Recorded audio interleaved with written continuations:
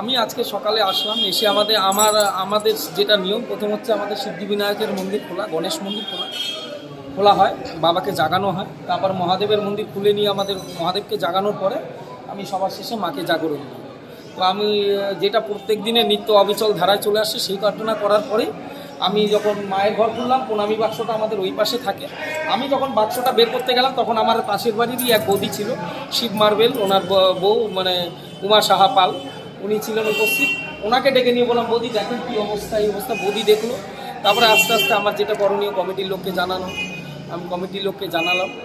জানানোর পরে সবাই আসলেন, দেখলেন, ভক্তবৃন্দ আসছেন, মায়ের চরণ দর্শন করছেন। মানে কি দেখতে পেয়েছেন?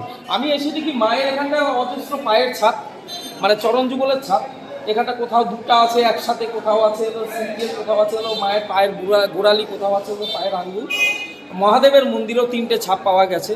ঠিক আছে, এখন এই জিনিসটা দেখার পরে আমি হতচকিত হয়ে যাই যে এটা আমার জীবনে, আমি 10 বছরের উপরে এই মন্দিরে, আর এই মন্দির উদ্বোধন হয়েছে 2 বছর আগে।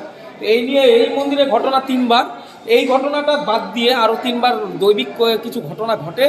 এই ঢাকটা আমরা সন্ধ্যাবেলা বসেছিলাম, এর একাই বেজে উঠলো, উইদাউট ইলেকট্রিক কানেকশান। এরকমও ঘটনা এই মন্দিরে হয়েছে। আর আমাদের পূর্বতন যে মন্দির ছিল, এই মন্দিরে অনেক ঘটনা মায়ের আছে। তুফানগঞ্জবাসী কেন, আপার আসাম, কুচবিহার ডিস্ট্রিক্টর মানুষও জানে যে এই মা জাগ্রত।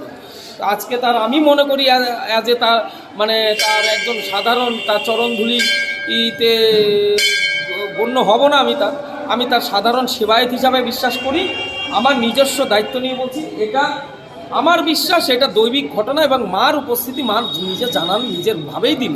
এটা তুফানগঞ্জের কোন মন্দিরটা? এটা তুফানগঞ্জ আদি বারোয়ারি সর্বমঙ্গলা মায়ের মন্দির। মানে দুধহাটির পাশে? হ্যাঁ, দুধহাটি একদম সংলগ্ন।